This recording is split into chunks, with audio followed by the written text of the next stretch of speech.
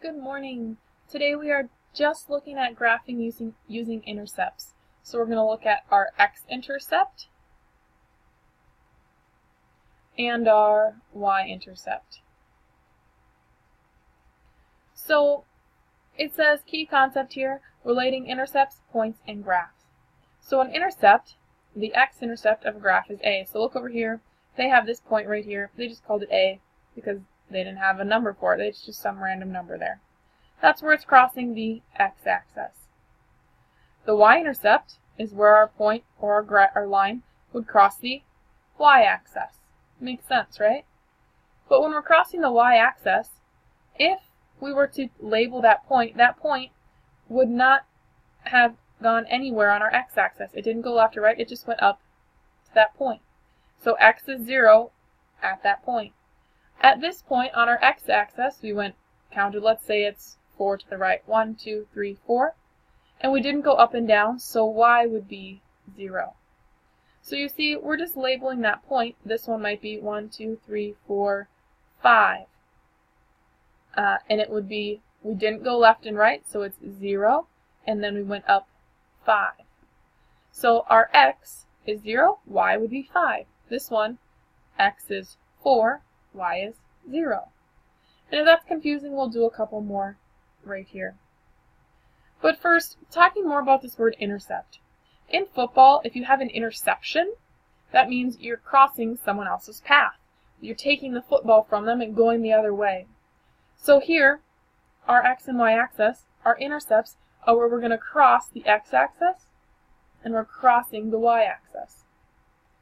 So this point right here, our x-intercept, we're crossing at 1, 2. Our y-intercept we're crossing at -1. If you would like to list that as a point, that would also be okay. X would be as a point x comma y. X is 2, y is 0 right there. And then same thing with this one. If we wanted to label this one as a point xy, x is 0 because we didn't go left or right. It would be down 1. Over here, our x-intercept, we're crossing at -1, 2, 3, -4. If you wanted to list that as a point, it would be -4, 0. We didn't go up and down. And then our y-intercept, we're up 1, 2. You could list that as the point 0, 2, because we didn't go left and right, we just went up 2. Alright, it says draw the line that has the given intercepts. Here's x, here's y. Our x-intercept is -3. Be careful though, these go by 2s, 2, 4, 6, 8. I'm going to fill in some of the numbers here. These are negatives, these are positives. So x-intercept is -3, that's right between 2 and 4. And our y-intercept is -6, right there. So I'm just going to draw my line through it. Make sure to put arrows on both ends to show that it would continue on. Same thing over here, my x-intercept is -1, right in the middle there. And my y-intercept is 3. Remember again, they go by 2s. Please don't just put your line from here to here. That's awesome and all, but I need to see that your line goes through those points, extending from one side of the page to the other if possible. Okay? There's our graph there. Now, we have an equation. We need to find the same two things, the x-intercept and the y-intercept of the graph, without using a graph. So if I look back here, at my x-intercept, wasn't y 0? Because we're crossing at 0 on our y-axis there. And on our y-intercept, x was 0. So if we know those two things, we can plug in 0 for y to find our x-intercept, and 0 for x to find our y-intercept. They're opposites of each other. So I'm going to draw a little squiggle here. First I'm going to find my x-intercept, and then I'm going to find my y-intercept. I'm just going in alphabetical order. So for my x-intercept, oops, too far. For my x-intercept here, y is 0. So I'm going to plug in a 0 for y. So my equation would read 0.5x plus 3 times, I'm going to plug in a 0 here. Well, anything times 0 is 0. So we really don't have that. We have 0.5x equals 9. So if I go to solve this for x, the opposite of multiplying by 0.5 would be dividing by 0.5. And we would get x equals, and when I plug that in my calculator, I would have 18. That's where I would cross the x-axis. Notice here, before I move on, my x-intercept, I have the letter x, because y was 0. So for my y-intercept, x is going to be 0. So if I plug that in, 0.5 times x, which is just 0, plus 3y equals 9. Well, again, anything times 0 is 0, so I just have 3y equals 9. And then the opposite of multiplying by 3 is divide by 3. So I have y equals 9 divided by 3, which is 3. Those are the two answers we're looking for. Let's do the same thing over here. I'm first going to find my x-intercept and then my y-intercept. So for my x-intercept, I want to get x for an answer, so I'm going to plug in y is 0. For my y-intercept, I'm going to plug in x is 0. So first, let's take a look at our equation. It says y equals, but y is really going to be a 0. Negative 4x plus 10. So this one, we need to actually solve. So get rid of just your addition or subtraction first, so subtract 10. That was eliminate. We have negative 10 equals negative 4x. And last, the opposite of multiply is divide. That cancels. We have x. Two negatives also make a positive. I could simplify 10 divided by 4 to give me 5 over 2, but I still want to plug that in my calculator. That would give me 2.5. And then the second equation, we're plugging in x is 0, so it says y equals negative 4 times x, which is 0, plus 10. Well, anything times 0 is 0, so we just have y equals 10. We didn't even have to solve anything there. It was just already there. Let's do a couple more like this. There will be some on your homework like this. If there's not enough work, you can use an extra piece of paper. Our x-intercept, our y-intercept. So for our x-intercept, the other letter is 0, y is 0. For our y-intercept, x is 0. We're going to plug it in and solve. So first, when y is 0, so negative 3x plus 9 times 0, all equals negative 18. Well, that's just 0, it's gone, so we have negative 3x equals negative 18. If you can write this without writing that, that's fine. So we have multiply, the opposite of multiply is divide. So we have x equals now a positive 18 divided by 3 is 6. Same thing over here, but now x is 0, so negative 3 times 0 plus 9y equals negative 18. That's just 0, so we have 9y equals negative 18. So if I divide by 9, that gives us a negative 2. Last one, I think, like this. Yep, last one. X-intercept first, then my y-intercept. For my x-intercept, y is 0. For my y-intercept, x is 0. So first I'm going to plug in when y is 0. X minus 0 equals negative 10. Well, x minus nothing. 0 is just 0, so it's just x equals negative 10. For my y-intercept, x is 0, so 0 minus y equals negative 10.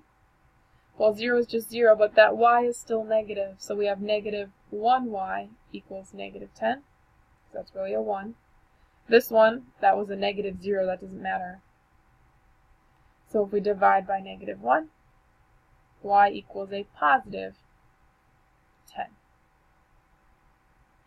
Now, we found our x and our y intercepts, or where it would cross the x-axis and the y-axis, but now we're actually going to graph this.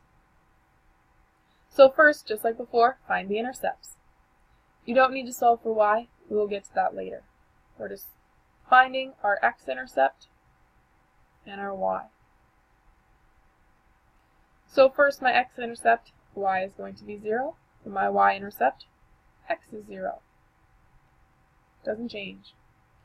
So first, plugging in y is 0, so we have negative 2x plus 0 equals 6. I'm just going to ignore that. We have negative 2x equals 6. And don't add, this is really multiply, so divide by negative 2. We get x equals a negative 3.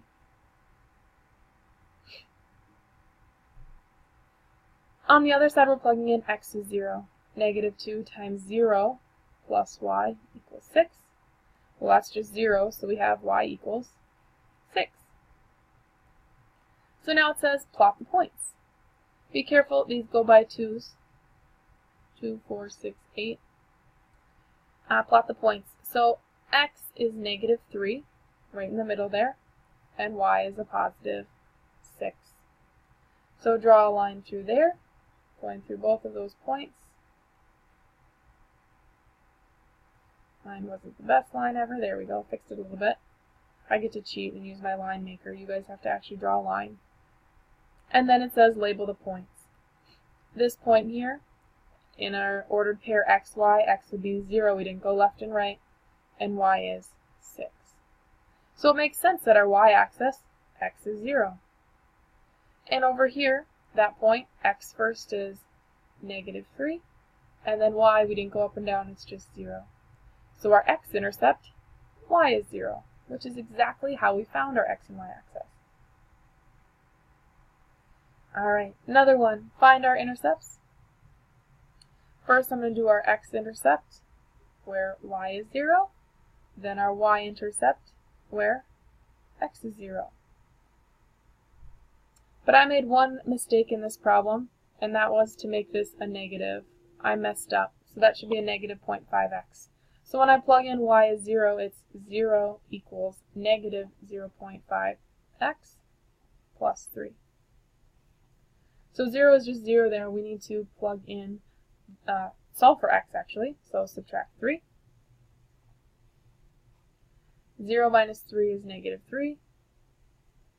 And then we have negative 0.5x. And then last, the opposite of multiply is divide. Divide by negative 0.5. And we will get a positive 6. 1/2 would go into 3 6 times. And then our y-intercept, x is 0. So it says y equals negative 0.5 times 0 plus 3. Well, anything times 0 is 0, so we just have y equals 3. So plotting our points, x is 6, right there, right on the edge, and y is 3. So draw your line through them. I'm going to put some arrows on there. And then it says label our points. This point here, x, y, x was 6 to the right, y is 0. We didn't go up and down. And then this point, x is 0. We didn't go left or right. We're going y is up 3. Alright, last one. Yep. Know how to do this type of problem. Do you think this is important? Yes, it is. It says event planning. You are helping to plan an awards banquet for your school, and you need to rent tables to seat 180 people. Tables come in 2 sizes. Small tables seat 4 people, and large tables seat 6 people. This situation can be modeled by the equation. Oh, here's an equation that encompasses all of that information. So we don't even need to care about any of that because here's the equation that we're going to use. it says where x is the number of small tables and y is the number of large tables. First, it says find the intercepts of the graph of the equation. So our x-intercept, and we're going to find our y-intercept. So for our x-intercept, y is 0. For our y-intercept, x is 0. So first, when y is 0, we have 4x plus 6 times 0 equals 180. So that's just 0. We have 4x equals 180. So if we divide by 4, I'm going to plug that in my calculator. I should get 45. And then plugging in x is 0. 4 times 0 plus 6y equals 180. That makes 0, so we have 6y equals 180. So if I divide by 6, y would equal exactly 30. 6 goes into 18 3 times with a 0. And I would just use my calculator if you're not sure there, okay? So find the intercepts, then it says graph the equation. So here is my x-axis, here is my y-axis. This is just quadrant 1. On my x-axis, before I start plotting these, x is small tables and y is large tables right there. So these are going to be small, and over here these are going to be large. That is an L. Alright. So we need to get up to 45, up to 30. We could go by tens, except we're not going to use very much of our graph. So instead I'm going to go by fives. 5, 10, 15, 20. Take a second and label your x and your y axis.